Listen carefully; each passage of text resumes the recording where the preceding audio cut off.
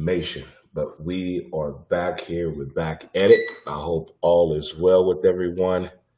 And we're going to get it in here with some sports talk here on the show. If it's your first time listening to sports and entertainment show, no politics or religion here. Today we're going to talk about the NBA, the NFL, Major League Baseball, a show that I just became fond of on Apple TV, as well as fantasy football. Whether you're having a draft or not, believe it or not, it's going that way right there. Again, shout out to my title sponsors, TheWheatSquad.com and NextCore. Powered by NextCore, this is my NextCore, and I am Dre Montez.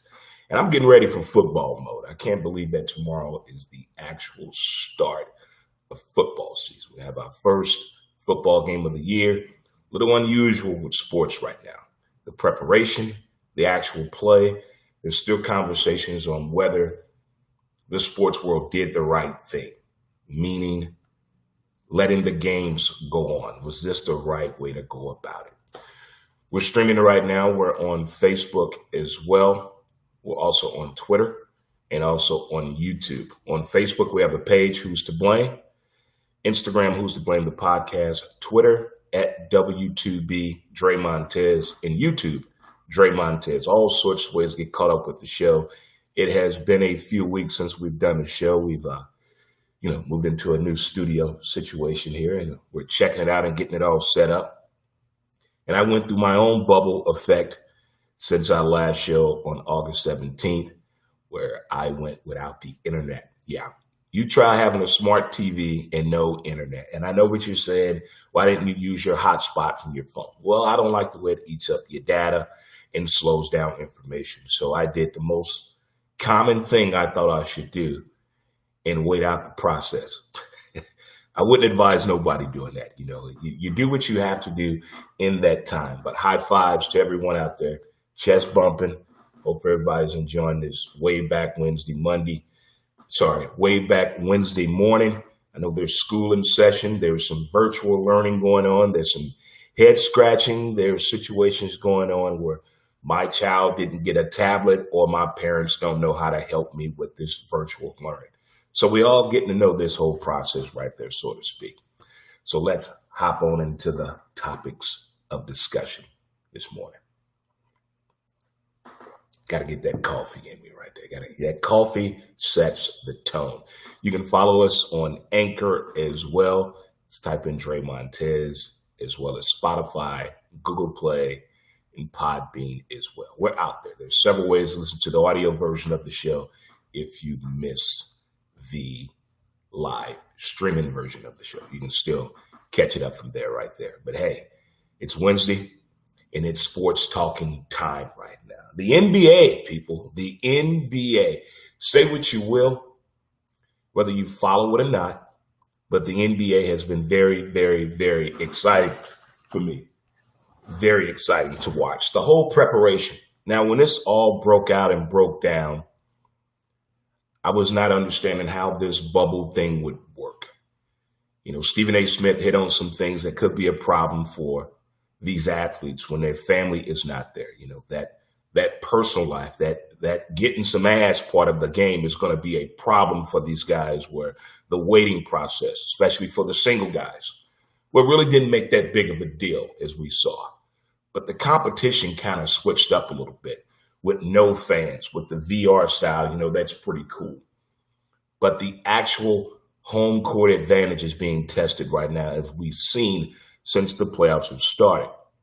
Now, I think the Greek Freak made the best decision of any athlete out there, whether it was him, whether it's the team doctors, the owner, the president, the GM.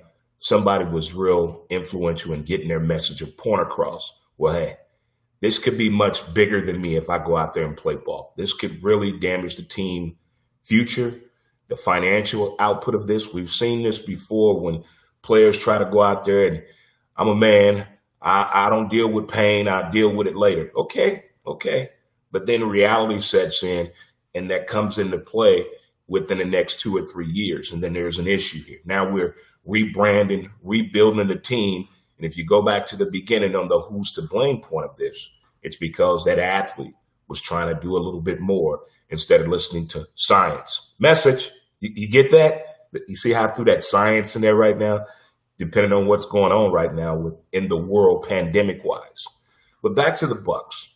A big decision is going to be made on this young man's future.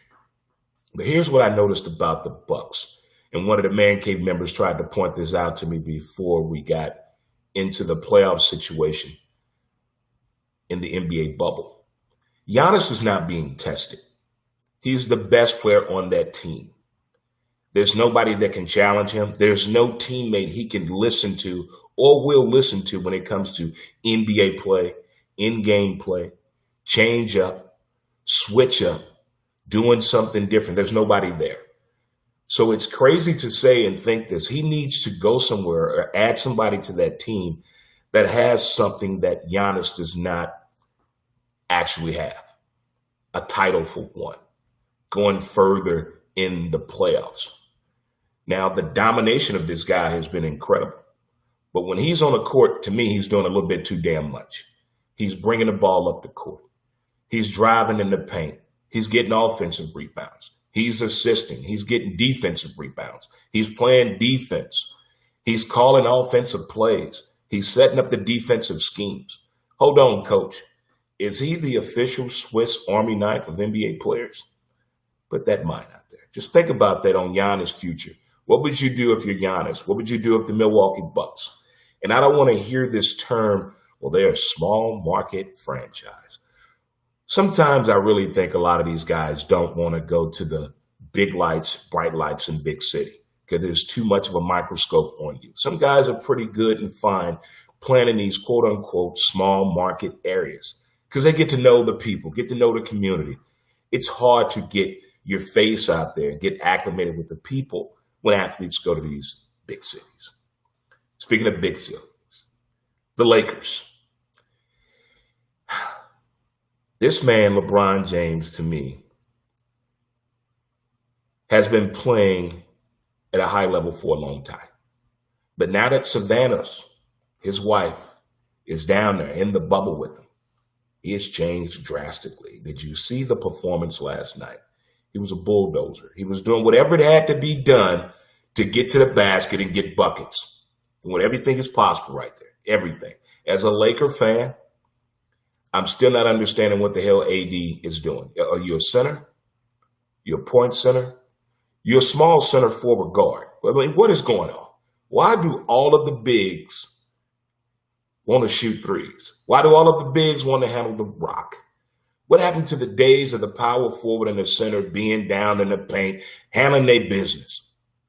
It seems like there are more shooting guards getting rebounds, chucking it up in the paint, and the actual bigs in the NBA. Who's to blame for this? Is the Golden State Warriors? Did they do this? Did the Golden State Warriors implement in the mind throughout the NBA, hey, if you're over 6'5", we want you to concentrate on threes and stay out of the paint? Because it seems that there's a growing trend going on with the bigs bringing the rock up the court. Maybe I'm old-fashioned. Maybe I appreciate the fact on how the game was designed and meant to be played by the position player, by Dr. James Naismith. But now we got all these imprints and footnotes on how the game should be played and how you should protect the rim. Okay, I get it. I see your point. I also get the point what the Miami Heat has done with Jimmy Buckets. I will never forget what he pulled off in Minnesota when he went to practice and called everybody out their damn name. Took 4 of the reserves. This is beyond guys that get clock time off the bench. These are guys who rarely get clock time. Let me get them 4, and we're going to go against the starters. They beat the hell out them starters. And Jimmy Buckets walked out of the gym talking shit, get me up out of here. Booyah. Now look at what they're doing to, hey, let's not pay attention to the Miami Heat. Let's not pay attention to Eric Spoelstra, who is like the Belichick of the NBA when it comes down to team breakdown, because the young guy, when he first got in the NBA, what was he, kid? What was his job? He was a videographer. So he studied game film. He knows how to break it down and relate to the players. So he gets people more prepared for the game.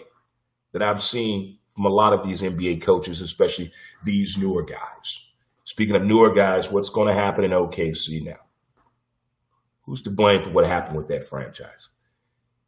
That team is on the cusp every year. They always try to break it down on the demographics and the fact they're a small market team, when reality should just set in. Bad coaching. Players are not afraid. Players are afraid to show up. Every time OKC has been in a conversation of NBA playoffs, and when they came real close a few years ago, when they had Kevin Durant, James Harden, they had the squad. Perk was there. They had a squad out there, but they just didn't have it here. They didn't have it here. If there's no belief system here, there's only so much coaching can do. There's only so much that fans can do. There's only so much home court approval advantage can do. At some point, it must come down to the damn player. Am I right on this? Am I missing something here? Come on now. Utah Jazz, Donovan Mitchell. Who's to blame for that Game 7? Well, when you have teams that are not used to being in the spotlight like that, when you have teams making it that far in the playoffs, in the bubble, the whole approach to the game changes. Those guys were tired. Exhaustion set in.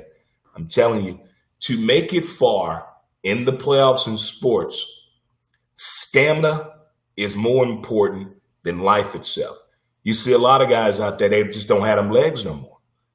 They're not getting their body ready the right way. It's mental toughness, it's eating right, and it's getting that stamina together right there. Hey, kids, if you're just tuning in, this is Dre Montez. This is Who's to Blame. We're back after a short break, and I tell you what, that may be the last vacation we take in a long time, because I miss running my mouth and miss talking about the sports that I do love and appreciate. Again, shout out to the sponsors out there in Bell Vegas.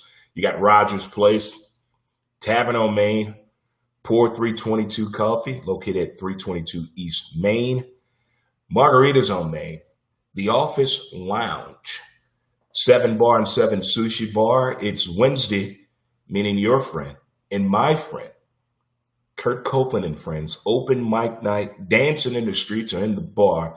It would have music for you and the whole family to dance to. Check them out right there. As well as Bigfoot Comics. They are located at 101 East B Street, as well as Cosmic Comics and Collectibles at 132 West Main. Happy anniversary, guys. Now they just celebrate a wedding anniversary. So congratulations to you guys. As well as CNC Food for Your Soul.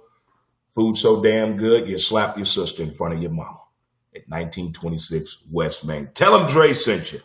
And you got SIP, Southern Illinois Independent Placement, 618-722-0173. R&R Services, taking care of your roofing, siding, and home improvements. Give them a call at 618-257-8644. And those great people will take care of you for sure, as always, right there. I know Bell Vegas in a different phase right now, so call ahead and make sure that you can get in or make reservations of what you may have to do, because folks are still supporting small business out there. So keep up the great work, guys, right there. All right, on to the next topic of discussions. Are you ready for some football? Are you ready to get together with the crew and watch some football? Because now is that time. We're indecisive on how this is going to be handled, how it's going to be looked upon. You got a little tease through Hard Knocks on HBO with the Rams and Chargers on how the NFL has been handling the coronavirus, how the testing has been done, the precautions and safety measures, and getting the information out there to the players and the fans itself about this great game that we love, the NFL. Well, tomorrow the wait is over. The Kansas City Football Chiefs, Patrick, my homeboy, Super Bowl champions, will be taking on the Houston Texans. Mr. Watson, as you know him as Deshaun, and Patrick, my homeboy, will be going at it. We're going to have thoughts and conversations on what's going to happen throughout this whole NFL season. Every year we get shocked. Usually around preseason time, there's usually a high-profile injury that's going to alter or shift your team's play, or a team you're looking forward to get over the hump. They're missing an integral part of their team due to injury. As a Denver Bronco fan, I was hit with hard news yesterday that Mr. Von Miller will be missing the whole season. I don't know how I feel about it. It hasn't really hit me yet because I didn't think we had a shot in hell to do anything other than a 6-10 record. I don't believe in my coach. I don't believe in our quarterback system. So when I don't have the belief system, but they still got the support of me, I'm going 6-10. I'm taking the easy way out. But other than that, I'm looking forward to a whole lot of things that the NFL could possibly bring us. We had some people shift, go to new teams.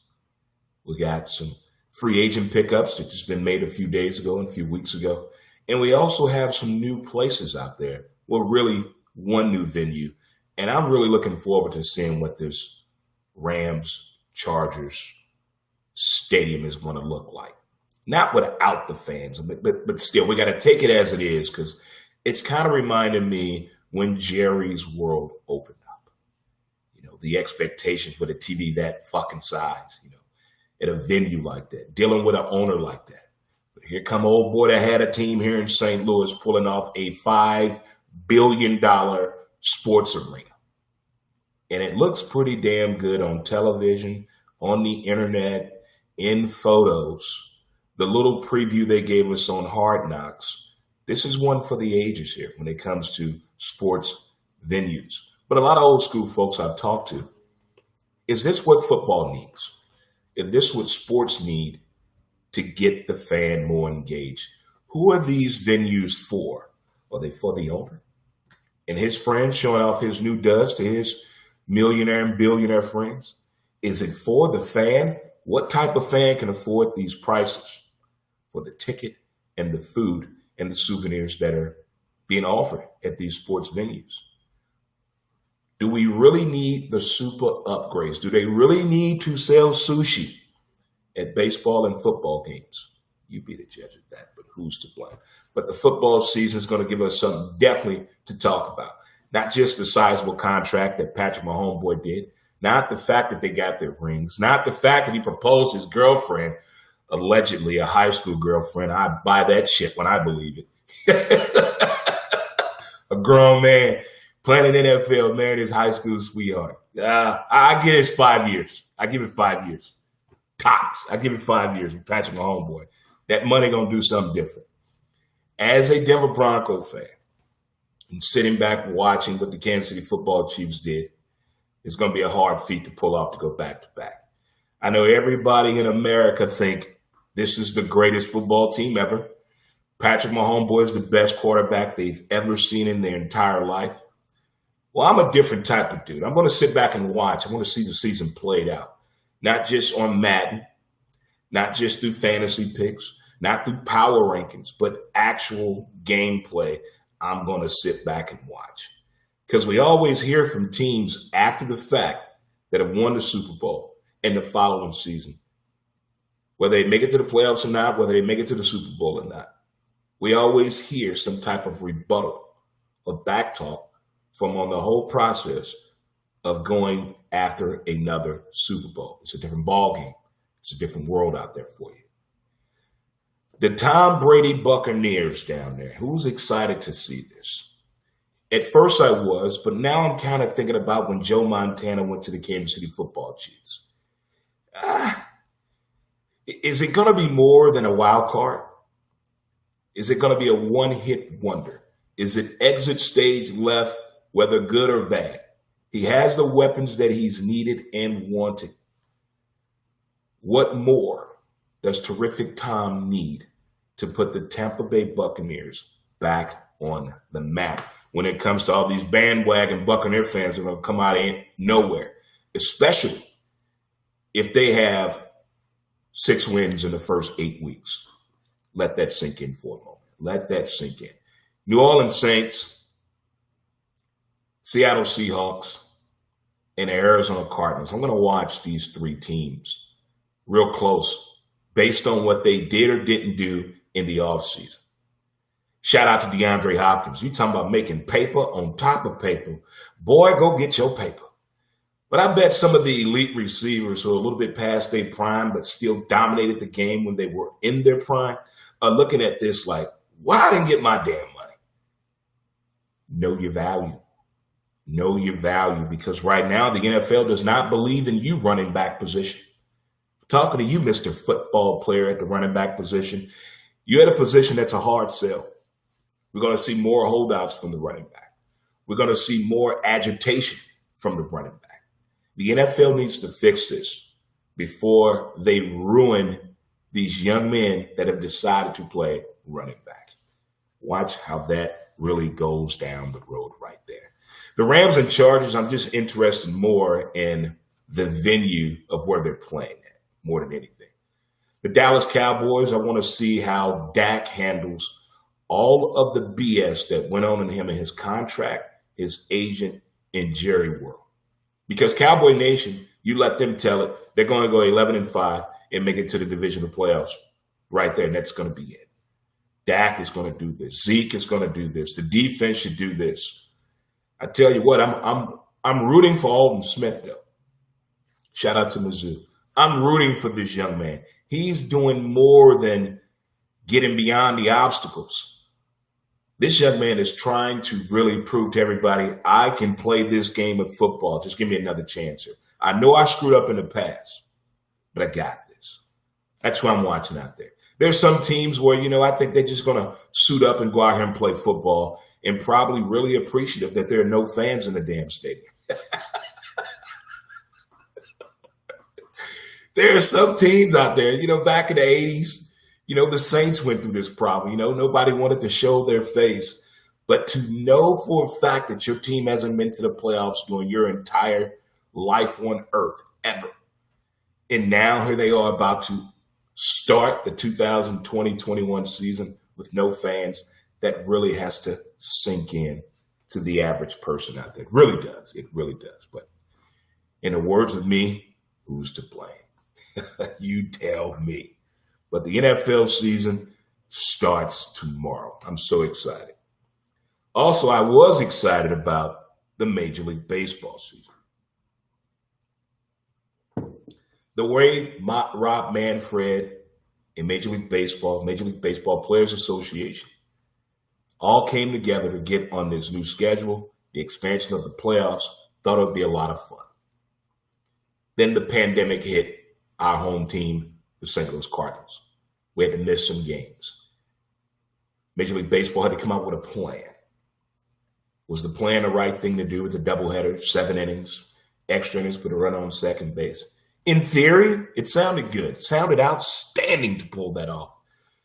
But then seeing it and seeing how teams struggle, how teams don't understand about the word sacrifice out there, kids. The word sacrifice should be written on the board in all Major League Baseball clubhouses and get the true definition of that. Because I don't think they get it. When it goes to games playing 12 and 13 innings, they give you a guy on second base. What's going on? This hometown team, I can't figure it out. I cannot figure it out. I really can't. 1 year is the pitching. The following year, it's finding the talent to go in the position to play it well instead of putting utility people there to figure it out. Locating the power surge. Find a lineup that works. When to promote the talent. When to have that talk with the door closed with said players. I don't know what this local team is doing. If you look at the Major League Baseball standings and someone told you they're only going to play 60 games this year, look at the Major League Baseball schedule. There are some teams on there that are struggling. This could be a pivotal point for the Major League Baseball playoff picture. A lot of people say, hey, it's time to see somebody new. No. That's not how sports work. You put your best out there. You compete. You play to your highest level. Things go your way. Things don't go your way. That's why they call it wins and losses right there. You win some, you lose some. But teams that are just tanking, that have no talent, that don't desire to have no talent, that bothers me right there in Major League Baseball. There's a huge issue in that. The talent pool is not levied. If you looked at baseball as the playing field, it'll look like a ground in Arkansas, like ball knob, or it's off level a little bit. It's off teetered a little bit. Is there a way to level the competition field in Major League Baseball? There's going to be some high-profile athletes and teams that are going to be missing the playoffs. They're going to be missing the playoffs. It's going to look weird with some of these teams that are in there. I think we're going to have a winner of this World Series that no one had on the radar, because everybody had the Dodgers and the Yankees on their radar. Those two teams was on everybody's radar. Those two cheaters, no, nobody's talking about the Astros or the Red Sox. They should forfeit the whole season. Let them play. Get out there and play. But none of this counts. None of this counts. We still want that money back. We want that money back too. We want all that back. But I had the Dodgers winning this thing because they're a little pissed off. But I thought the Yankees, with that lineup and the way the pitching staff kind of changed about a month and a half ago, I thought they were on to something. But the plan has backfired some kind of way. Who's to blame? I'm always trying to find something to watch on television that kind of goes with the content of the program. There's a show on Apple TV called Todd Lasso. And it's on a whole new meaning. In the sports world, when your team fires a coach and they get a coach, you ever think, why did they get that coach? Does it make sense to you? Is there an ulterior motive behind this on the hiring of this coach? Do they really believe in this coach? Are they trying to do something like in the movie Major League and tank this ball club in order to upgrade the playing facilities or relocate the team? And then as the player and the coach on these new situations, when you have to find the best player on the team and get through to him, you got to figure out a way to get this team together. This show kind of captures all that in a comedic way. And it's on Apple TV. Check it out. With tomorrow being the start of the NFL season, a lot of fantasy football drafts are going to take place today. Probably tomorrow afternoon as well. Fantasy football may be down this year due to the pandemic. Knowing who's already opted out this year. Do you believe in the team? But I still think it's a way for us to have fun about the game we enjoy watching. And fantasy football is about stats. And I think this could be the most opportune time for an increase in statistics. I think that could possibly almost be a 10,000-yard passer this year. Yeah, I could see that. I could see somebody probably snagging 60 touchdowns this year. I can see something like that coming because the concentration level is totally different with fans and without fans. Motivation factor. What do you need? How are they going to get the stadiums right to get these players in the right mode? They're going to amp up what type of fake noise? Are we going to see like the Dolphins and the Jaguars in that Thursday night game when they let the hip-hop music play during commercial break, but the camera stayed on the field and they just lost their mind out there on the field, getting it in, just getting it in. I want to see more free spirit, more celebration for the players this year. The fantasy football draft for the Man Cave members and I will be taking place tonight and this evening, and we always have a great time with this. In years past, we went to a couple of sports facilities and did our draft, and then we went to the Man Cave a few times and had it. But now, with social distancing, we're still going to conduct our fantasy football draft. We're going to do it Zoom style and live style, so it should be a lot of fun, especially with top picks out there. Well, guys, I tell you what, I want to thank you for tuning into today's show. It's been great to be back and talk sports with the people, of the people, by the people, and for the people. But until next time, tune in to next episode on Friday of Who's to Blame, the podcast. In the words of my great-grandpappy, I appreciate y'all listening. Thank you so much. And until next time, peace. There it is right there. All right. And also, shout out to the sponsors in St. Louis. You guys have been getting through moments. Small business support has been there times 9, times 10. So to the good people downtown at BB's, Jazz, Blues, and Soups, Game 6, Barbecue Madman, my dude over at Patios. He has it in for you when it comes to barbecue. In historic Soulard, that's our time. In historic Soulard, we have Great Grizzly Bear, The Wood Shack, Hammerstones, 9th Street Deli at Howard's, as well as Allstate Insurance, Jim and Julie Price. Thank you. Get your golf cart insured today. A Always Towing, North America Cab. Electric Cab in North America. Shout out to Austin, Texas, as well as Ballpark Shuttle STL. And our newest sponsor to the show started last month, Auto Detailing at its finest. And I saw my man Reggie out there getting it in, doing a fleet. And he posted a live stream. And I saw you, my man. Keep up that great work. You can make your appointment today. Shine and Go Auto Detail. You can check them out on the web at shinego-detail.com. Make your appointment today and have your car looking good. I mean, hell, you look good. Why shouldn't your vehicle look good? But we got football back. It should be a lot of fun. More BS to talk. More high-fiving to do. And again, I lost my guy yesterday. The Bronco player, Von Miller's out for the year. But we're going to get through it. We're going to get through it. So, high fives all across the board. Thanks again for tuning in to the show. Don't forget you can listen to us on Spotify as well. Anchor, Podbean, and Google Play. Wherever you listen to your podcast at, just type in Dre Montez, DreMontez, who's to blame. And until next time, kids, we'll talk to you. Thanks for tuning in, and thanks for drinking coffee with me this